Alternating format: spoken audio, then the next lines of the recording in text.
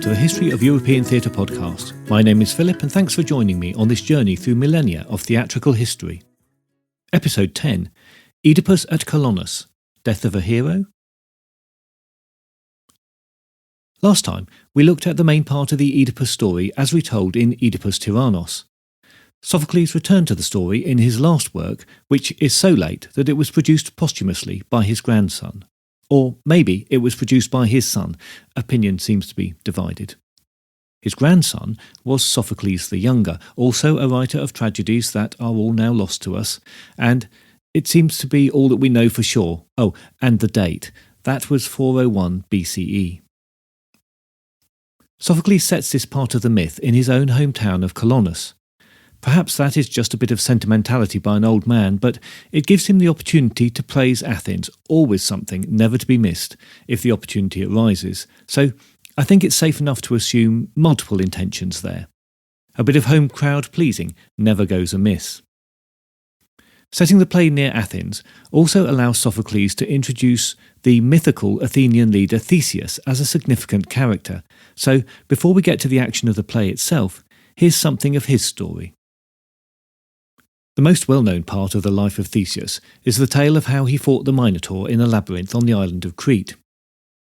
With the help of a ball of string in the most well-known version of the story, he manages to find his way through the labyrinth, kill the Minotaur, and find his way out again. Having succeeded, he falls in love with the daughter of the king of Crete, and after suitable celebrations, sets sails for the return to Athens. On the way, they stop on the island of Naxos for supplies. Athena appears to Theseus and instructs him to leave his intended bride on Naxos, as the island belongs to Dionysus and he demands her as an offering.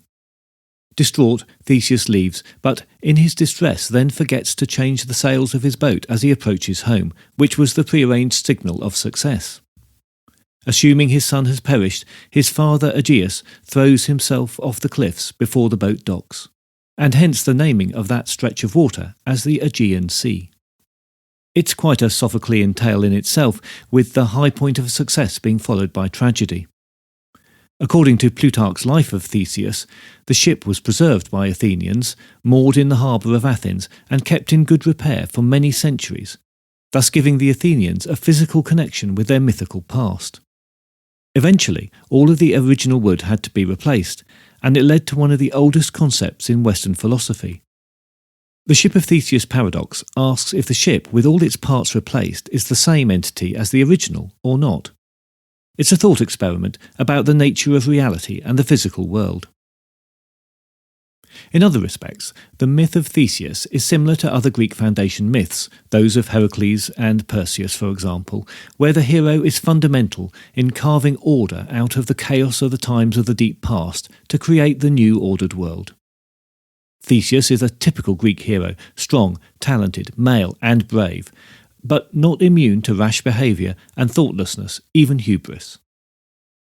Athenians held him as the great reformer and the driving force in the political unification of Attica under Athenian rule of law. He was said to have built a palace on the Acropolis and established the cult of Aphrodite for the good of the people. If the stories are based on a real local king or warlord, then we're probably looking back as far as the late Bronze Age, the 8th or 9th century BCE. Like many given a founding role, Theseus is ascribed with a miraculous birth. His father was the king of Athens, and his mother the daughter of a neighbouring king, but, unknown to Aegeus, she had been possessed by Poseidon on the night before their wedding, so Theseus is in fact semi-divine. Aegeus returns to Athens, where he takes up with Medea, a character we'll meet properly when we look at the work of Euripides, and mother and child are left in their homeland. As a young man, Theseus retrieves his human father's sword and shield from underneath a rock, where they had been buried years before, and, having proven his birthright by doing so, leaves for Athens. Preferring not to travel by sea but to take the more dangerous land route, he encounters 6 challenges, mostly involving thieves and bandits, as he travels through Attica. He is, of course, triumphant in each case through a mixture of cunning and bravery, and arrives in Athens where hospitality is offered and a good reputation for bravery gained. Medea realises who he is, and fearful that he will usurp her own son in the line of succession, she asks him to go and capture the bull at Marathon, which was a symbol of the power of Crete, hoping he will perish in the process. He succeeds in the challenge, and, on his return, Medea tries to poison him, but the attempt fails when his father recognises the retrieved sword and shield and knocks a cup of poisoned wine from his son's hand. Thus, father and son are reconciled, and Medea is banished. Theseus's life is filled with further adventures, although the legend has it that he eventually fell out of favour in Athens and died by being thrown from a cliff on the island of Skyros. His remains were later discovered with the help of an oracle and reburied in Athens in 475 BCE. When we meet him in the play, he's still ruling Athens and becomes a supporter of the aged Oedipus. Oedipus at Colonus opens with Antigone leading her blind father into a grove. They've been travelling itinerantly since his banishment from Thebes. As they rest, they are challenged by a villager who tells them that the area is sacred to the Eumenides. Oedipus realises that this fulfills a prophecy about his place of death. The chorus of men in the village enter and greet the travellers warmly, but as soon as they realise who Oedipus is, they want to throw him out in case he brings down a curse on the village by settling in the sacred spot.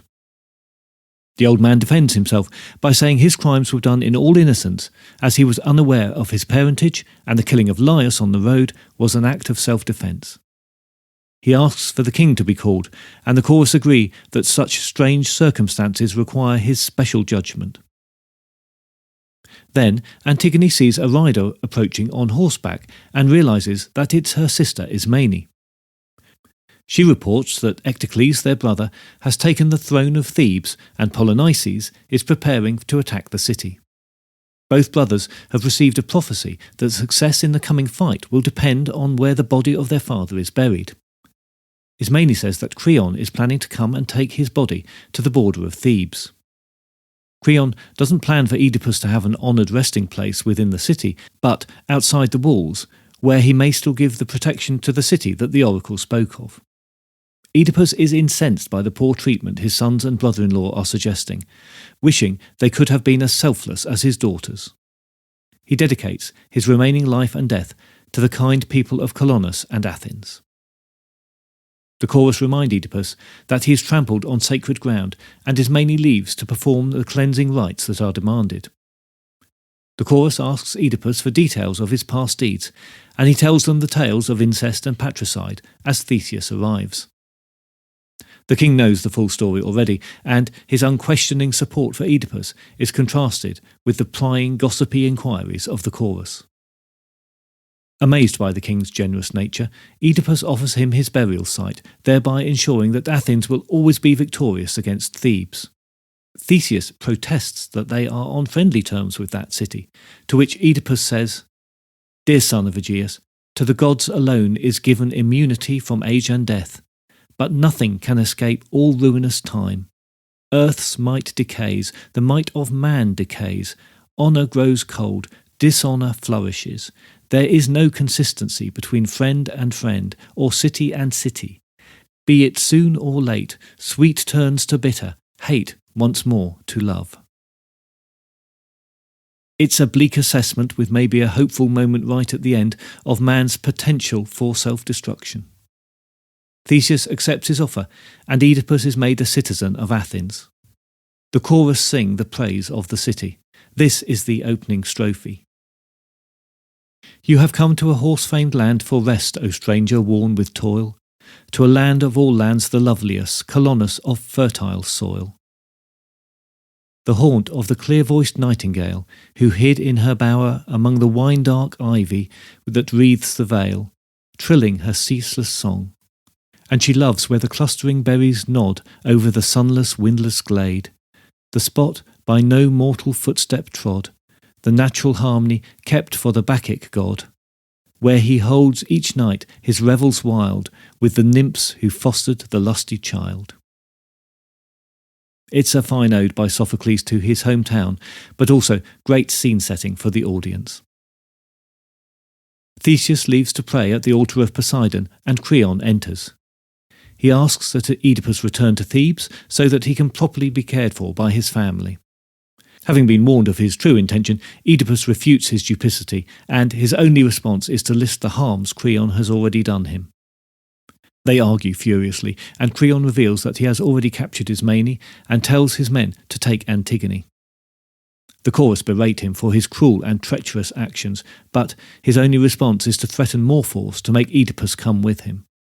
Just in time, Theseus returns and declares to Creon, "You have offended both against myself and your own race and country, having come to a state that champions right and asks that each action be governed by law. You have set aside the custom of the land, and like some freebooter are carrying off what plunder pleases you, as if by the gods you thought this city without men or manned by slaves, and me a thing of nothing. But such villainy was not learnt in Thebes. Thebes does not breed such unrighteous sons, nor would she praise you if she learnt that you were robbing me, yes, and the gods to boot." Creon replies by condemning Oedipus, saying, "Not assuming this city void of men or counsel, son of Aegeus, as you claim, I did what I have done. Rather, I thought your people would not set such store by my kin and keep them against my will. Nor would they harbour, so I had assumed, a godless parasite, a reprobate, convicted of incestuous marriage ties." Oedipus leaps in, again defending his actions. Sophocles makes the argument for his complete innocence of action much more forcefully here than in the earlier play, and Oedipus's argument is well made. The Athenian guards take the women back from the Thebans. Oedipus praises the Athenians for their fairness and justice and goes to kiss Theseus in gratitude, but holds back at the last moment, realising that he is still tainted by his past actions. The presence of the banished Polynices is announced, and although Oedipus is initially reluctant to talk to him, Antigone persuades him to hear what he has to say. His entreaties have no effect on Oedipus, and he predicts the death that will befall both his sons. "I leave you this curse as my last bequest, never to win by arms your native land, nor to return to Argos in the vale, but by a kinsman's hand to die, and to slay him who expelled you." He predicts that the only part of Thebes the brothers will possess will be the land that they are buried in. It's harsh treatment, and perhaps reflects Sophocles' own feelings about disloyal sons. You'll remember from his life story that his own sons had recently taken him to court, and he had been forced to defend himself. Antigone cannot persuade her brother to abandon the attack on Thebes and avoid the predicted end, so Polynices leaves to prepare for battle and death. There is a sudden thunderstorm, and Oedipus calls for Theseus. He believes that this is a message from Zeus, that his time is near, and, filled with renewed strength, he asks Theseus and his daughters to follow him. An ode marks the gap in time, and then a messenger enters to tell how Oedipus performed purification rites and then sent his daughters away, assigning them to the protection of Theseus. Only Theseus is to know the place of Oedipus's death. The messenger recalls how he turned to look at his king and the old man. "But by what doom that stranger met his end, no man but Theseus knows. For there fell no fiery storm to take him in that hour, nor whirlwind from the sea. But he was taken. It was a messenger from heaven, or else some gentle painless cleaving of earth's base. For without wailing or disease or pain, he passed away, an end most marvellous, and if to some my tale sounds foolishness, I am content that such could count me fool." Theseus returns with the weeping women. They long to see their father's resting place, but Theseus reminds them that the place is secret and that no one may go there. "My children, he strictly charged me that no mortal should approach the sacred portal, or greet the hidden tomb where he lies with funeral litanies, saying, 'If you keep my wishes, you shall hold your realm at rest.' The god of oaths heard this promise, and to Zeus I pledge my word." Antigone and Ismene reluctantly agree and ask for passage back to Thebes, where Antigone still hopes to stop the coming battle between her brothers. The last words of the play are given to Theseus. "Go in peace. I will not spare any effort in zealous care for all your needs, which will gladden my friend in his grave. And the very last word from Sophocles for the chorus. Grieve no more, let sorrow rest, all is ordered for the best. An interesting side note to the staging of the play is that it may have required the use of a fourth actor. It's difficult to be sure from the text we have, but unless there was some very swift doubling up with some of the same characters being played by different actors, then a fourth actor is seemingly required. Of course, with the use of mask, such switching of actors would be possible, and maybe not too confusing for any audience used to recognition of character more by mask than any other features. The choral odes in the play are steeped in melancholy and contribute strongly to the overall feel of the piece. One of them refers to tensions between Athens and Thebes. It's a reference to the narrowly avoided conflict in the play as Creon threatened to offend the rules of hospitality. But also, it could be a topical reference to contemporary issues where Thebes had allied itself to Sparta during the then current upsurge in hostilities. In other respects, contemporary references in this play are quite limited, perhaps reflecting an ambition to make the themes of the play more timeless. In this play, Oedipus has become a very different sort of hero. As well as being resigned to and completely accepting his fate and his place in the world, he is totally convinced of his own innocence. So he can go to his resting place without complaint, and knowing that in death he will be good for the land that he adopted. This is far from the Greek ideal of the heroic character, no macho bravery or cunning here, but a recognition that life can end with a different sort of heroism that works for the benefit of the whole society. And layered into this at the very end is the beautiful irony of the old blind man leading the sighted to the hallowed spot. The Greek audience must have been lapping it up. The play may have less dramatic action than other works by Sophocles, but its fluid lyrical form is well suited to the subject matter and embodies the ideal of the old man moving slowly towards death, but still in command of his faculties and seeing the world more clearly than he ever has done before. The huge peaks of hope and despair that we saw in Antigone and Oedipus Tyrannos may just be small hillocks here, but that's because Oedipus now has no expectations but death.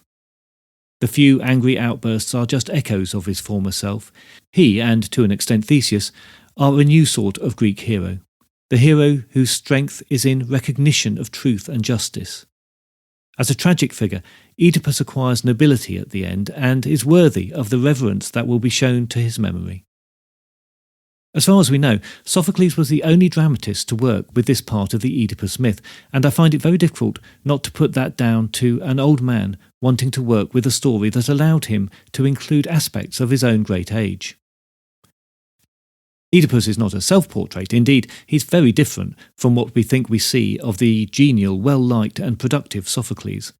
But the portrayal of an old man who has found contentment in his own terms is powerful and heartfelt, because it's laced with truths about age and a long life perspective. Having come from the tremendous highs and lows of Oedipus Tyrannos, all that argument and anger and bluster, that huge story with all its potholes, it's something of a relief to finish on a much more tender and thoughtful piece.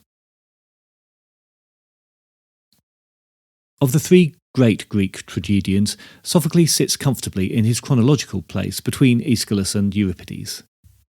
Aeschylus worked with the big themes of mankind's place in the universe and resolved the tragedy by looking beyond them to a higher and ultimately controlling truth. Euripides, as we shall see in the coming weeks, uses irony and bitterness to focus on the splintering of the individual as events unfold, and between the two sits Sophocles, who perhaps represents the human experience in its truest form, albeit still within the confines of accepted religious beliefs. The presence of the gods is lighter here, but also the presence of the poet himself is only lightly felt in the characters and situations, and his skill as a dramatist is to make their actions seem freely made and with reasoning, be that reasoning good or bad. If life is hard and destructive, The question Sophocles asks is not, why did such unfortunate things have to happen, but rather, given the circumstances, how should one conduct oneself, how should one act, and what should one do? In Plutarch, there's a passage which purports to be Sophocles discussing his development as a writer. It's probable that it comes from an earlier work, the Epidemiae of Ion of Chios, which recounted conversations with Sophocles. It's a work that Plutarch is known to have referenced, and Ion was a friend of Sophocles. The wording is open to interpretation, but the consensus is that Sophocles saw three distinct phases in his work. In the first, he was heavily influenced and actively imitated Aeschylus, but then consciously moved away from the pomposity of that style, and, in a second phase, introduced new ways of getting the audience to respond emotionally through bringing tragedy to a more personal level. The third stage, he says, is where he concentrated more on the language and diction used by the characters, so that they became more naturalistic and therefore more individual and expressive of personal experience and feeling. From the text we have, it's difficult to be sure of the true meaning, but if we have it right, it's an interesting insight. And a final word on Sophocles before we leave him. At his death, Athens was again under siege from Spartan land forces, and it's said that they blocked his funeral procession until the god Dionysus appeared to the Spartan leader and appealed for safe conduct for the mourners through the siege lines. This was granted, and his remains were carried to the family tomb. In death, his status became semi-divine, and sacrifices were often brought to his resting place for many years to come. Next time, we look at the life and times of the youngest of the three great tragedians, Euripides.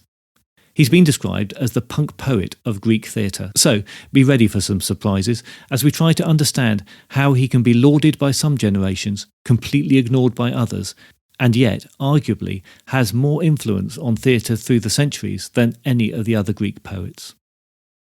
I look forward to your company next time, but if you have any comments or concerns in the meantime, you can contact me by email at thoetp@gmail.com or via Twitter at thoetp. And finally, to reference the translations I've used while looking at the works of Sophocles, these are and have been adapted from the translations by Francis Storr, which are freely available to read on the internet thanks to their age. I also have found some good audio versions of the Theban plays, if your preference is to listen. These are also freely available as podcasts or ebooks performed recordings.